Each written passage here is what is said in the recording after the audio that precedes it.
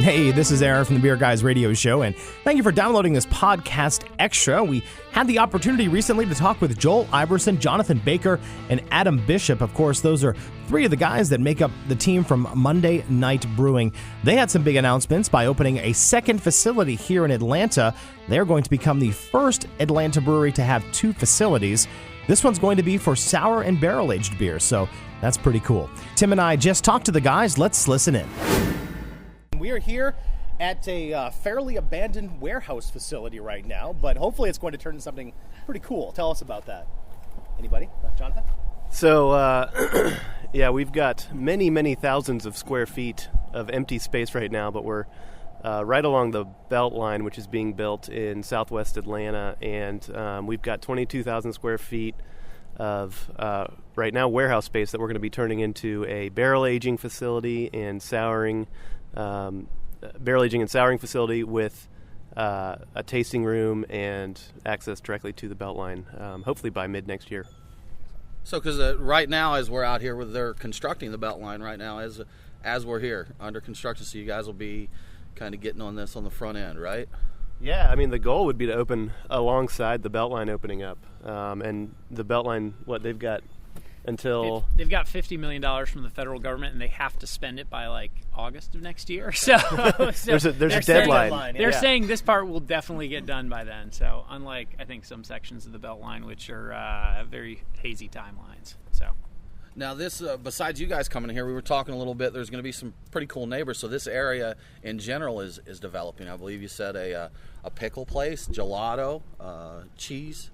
Yeah, so this whole development's called the Lee and White development, and as a part of that, we've got Due South Pickles moving in. Actually, they've already moved in, Honeysuckle Gelato, and Southern Aged Cheese. And so it's becoming kind of a development where, it's like half production, half consumer, kind of retail facing. So it's a pretty innovative concept, and I think it'll be a lot of fun for folks. Yeah, and a lot of artisan, of course, type of atmosphere, a nice collaborative atmosphere too for you guys too. Good. Yeah, we're trying not to use that word because it's so douchey. I know. But just a nice craft. Listen, that's what I'm trying to do. I do really good. Artisan beers. Artisan beers, that sounds makers. a little We're a more bunch of pretentious. makers. Yeah. This is an artisan podcast, right? It is an artisan podcast, craft podcast. Cool. These amateurs here with their phones not silenced here. Exactly. We can cut that out. So, but Jonathan, when you and I talked a little bit more, you'd use the term urban orchard. So you guys have got a cool concept here for some of the fruit and stuff. Adam, so it looks like that's your question. Oh, sure, yeah. No, so what the reason behind it is the fruit, they breed in bacteria that we're going to utilize in some of the fermentations. We're definitely looking at doing some open style fermentation, some natural fermentations here, and that's going to help aid in that process. Plus, hopefully we plant enough trees, they mature enough, we get enough fruit that we can actually incorporate those into the beers that, got their fermentation from those trees in the first place. What are some of the fruits you plan on planting out there? Apples are a big varietal that we've looked at. We've also looked at several different varieties. What was the one that she said that was so crazy? Pawpaws, but then there's like Asian pears, mulberries. You have some Grapevines, and there was honestly there's some fruits I've never heard of. Like chirimoyas, artisan types of things. Right? Yes, yeah. That's right. Yeah. I love those. Chimichanga tree. Yeah, those are my favorites. Exactly. Chimichanga tree. You got to be careful with the bacteria on those chimichangas. Oh, yeah. They can get You'll be waking up at midnight after that. So you've already got a fairly decent barrel aging program too. Are you just going to expand that and move that in here as well? So to begin with, we probably won't bring our normal non-soured fermentations down here. We'll leave those at the barrel room and the brewery there so that we can keep those isolated from the sour projects. And one of the critical things about taking on something as volume is that we have to watch out very carefully for cross-contamination.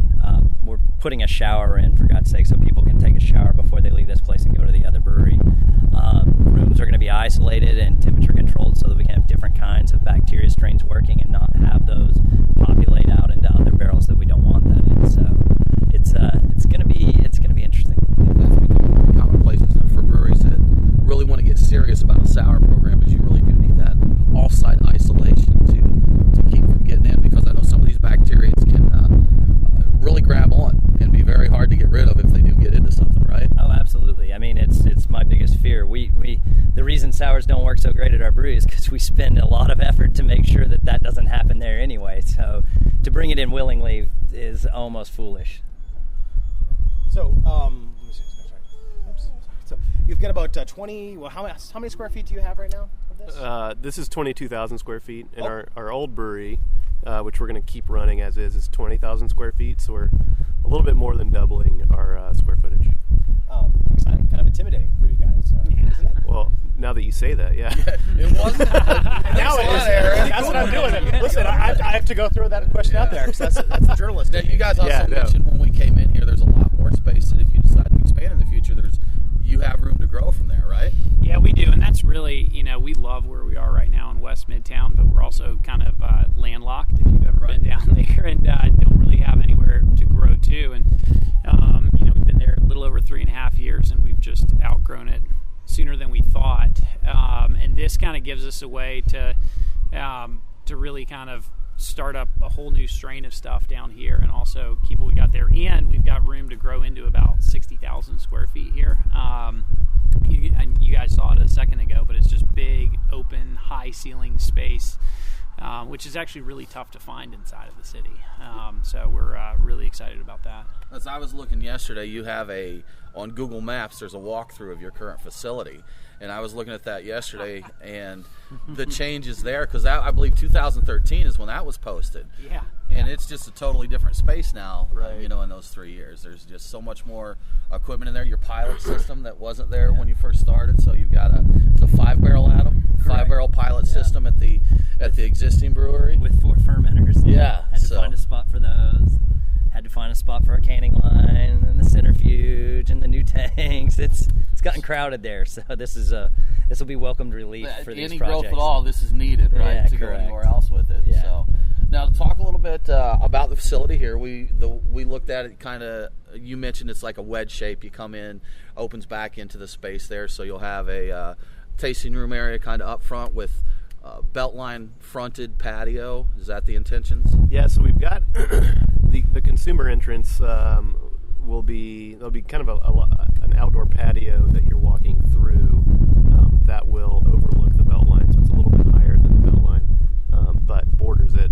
And then you'll walk through that into the brewery tasting room. On your right will be an open deck, a bar, and that will be kind of full access to the beltline. And then on the left will be Adam stuff, the walls and barrels. Barrels. So you're going to produce on this facility too, brew here, right? Or is it just going to be the aging? It's going to be both. I mean, we're going to produce batches down here on smaller system stuff. We'll also produce some batches at our other facility, bring them down here and inoculate them down here, kind of leverage what we've got from both facilities. This really, it sounds crazy to have a second brewery 5 miles from the first, and no one's done it here in Georgia, but really kind of, I think this got solidified for us out at the Craft Brewers Conference this year, just talking to some of these breweries in other cities that have done this, and hearing how they kind of leverage each facility for different things and how it really works. And I think in a lot of ways, I think people are going to really enjoy it too, to kind of say, hey, I've seen both spots. I've been to both spots, and they're both going to be very unique and different too. So. You just mentioned it kind of casually. As far as I know, at least in modern times, you are the first brewery in Georgia to build out a second facility, a production brewery, correct? Correct. So. Second manufacturing license, although someone did correct me the other day and said, well, now technically Miller has two because they've got Albany and Terrapin. So they beat us to the punch. Burn. So. But it also speaks to the popularity of sour beers over the past several years, too. If you see the expansion of that, and it's big enough for where you guys feel you can do a second brewery just because of that, too.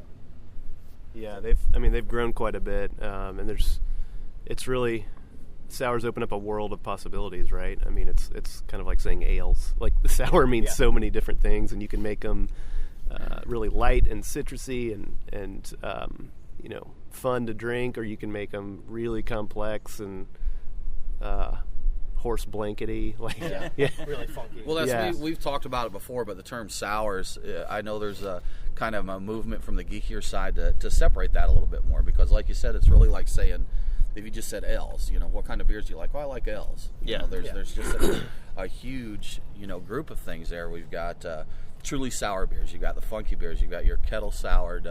You got wild ales that really there's not any sourness to them, just the funk in that. Yeah. So it's there's just a huge range of things you can do with that. So yeah, and that's what's so fun, and why we're maybe we're not as nervous as we should be about doubling our square footage is because it's just going to be so much fun to do that kind of stuff that we've never been able to do, just because we don't want to contaminate anything. Now, something we talked about before, we always have to bring it up, being in Georgia, the business side of things. And I know that you'd mentioned there were other states that spoke to you, when you were looking for a facility. Georgia is not a friendly place for brewers. It's something, there's a lot of challenges here facing brewers. And we've talked about it before. Anytime, as soon as it was announced that you guys were opening a second facility, there were comments about, well, must not be too bad to be a brewer here in Georgia and that. And that's, Jonathan, like I talked to you about, brewers here are opening despite the challenges rather than the booming climate here. There's people that are passionate about Georgia and that. So why did you decide to do this here in Georgia? I would say that we're incredibly irrational business people. So good move. For us, and we looked around at other places. We looked around right across state lines, a city like Chattanooga, which was incredibly accommodating to us. They had a site that they had lost out where they were trying to get Deschutes to come there. And really what it came down to for us as we looked at it, we're like, all right, well, who are we as a brewery? And as Monday Night Brewing, we're like, you know what, we're synonymous with sort of Atlanta. This is our home. This is kind of where we've wanted to do this. And it didn't, it's again, bad business logic, but it didn't feel right to go anywhere but Atlanta with a second spot. And I would say we're doing this knowing full well what the laws are now, but we also pretty firmly believe that change is underway. And I have lots of conversations with our wholesale partners, with a lot of the legislature, and I think everybody realizes Georgia's got to catch up, especially now that we're the one state left, the very last after Mississippi. So I think it's not a question of if, it's a question of when, and that it'll get better here. So hopefully by the time we're open. And can we hang on until the laws change? Yeah, because frankly, this brewery doesn't make as much sense if the laws never change. Sure. And we've talked to brewers in other states. Talking to the guys, I believe it was at I'm blank, the Alabama brewery. At Good People, or is it no, the first one we talked Blue to? Pants or Back 40. Yeah. 40, yes. So. Talking to brewers in other states, like in Back 40, his business plan took into consideration laws would change, and that's something he'd really counted on. And there's just so much happening now. I don't see how our lawmakers can't take note of that. Now they've surprised me in the past, so of course. So we'll see from there. But just some small changes here could really make a huge difference for brewing in Georgia. It's still a booming business, and you guys are showing here despite this with opening the second facility.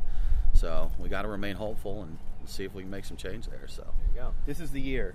This is it. I hope so. Well, next year's 2017. That's right. 2017. That's right. Cool. So talking about production here, how big is the brew house going to be at this facility when you open it? We have yet to actually pick an exact size on it yet. We're still in the design phase on that. Probably on the smaller side so that we can run smaller, more individualized projects.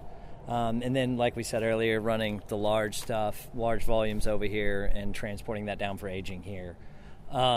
As far as the facility right now, the big design that we're working on currently is layout of rooms, where things are going to be in relation to each other, trying to, we're going to have rooms for barrel aging that are going to be temperature and humidity controlled, and there'll be multiple separated rooms so that we can isolate things and keep them with their own kind. And then we're going to have fooders that we're going to have there. We're still trying to size out, and even thinking about building a couple other little toys. So. Cool ships. Yeah, we're going to build one of those and see how it goes. Cool. It'll be a fun project. Georgia is, we're pretty far south. It stays pretty warm here, even during the winter. So it's not something we can do, year round, obviously, but it'll give us the advantage to see what Georgia's natural flora is. Yeah, exactly. We'll have to wait to the next snowpocalypse to crack it open. Right. Correct. Yeah, exactly. The biannual. That's right. The biannual inch of snow. We're due. Here, We're right? due for yeah. one. Yeah. So. Yeah. Last winter was pretty warm, so hopefully we'll get a cold winter this winter. Excellent. So looking at this, guys, what's the timeline? When do you hope to be open here? So that's going to depend on who you ask. The pessimist, Jonathan. I'm the pessimist. Joel is the optimist. So I'll answer, and then Joel can answer. I'd say fall of 2017. Joel, your answer. My goal is July of 2017. So Okay. So sometime between spring and fall. Spring, yeah, summer to fall. Summer to right? fall. Okay. Yeah. But we'll hopefully definitely be watching some football Okay. next year. And obviously, a lot of the sours we want to do here are going to take 2 to 3 years, right? So it'll really be 3 years before you see this place firing on all cylinders.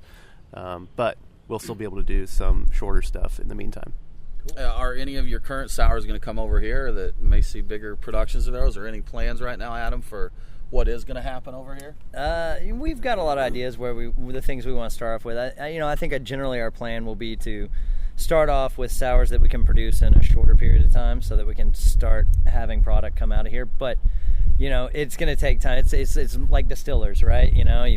You distill you make your liquor, you put it inside of a barrel, but then it's 3 years before you're selling to the public. Right. So and the way they get around that, they do white whiskeys, and we can do like Brettanomyces fermentations and things like that to kind of get us started in the market. So I would expect to see some things like that, maybe some kettle sours that we bring over and age in different kinds of barrels, and maybe re-inoculate to see if we can get some more extract out of it. But I'd say, at the beginning, expect to see more of like a soured fermentation kind of beer coming out of here, and then having the aged stuff come online later on.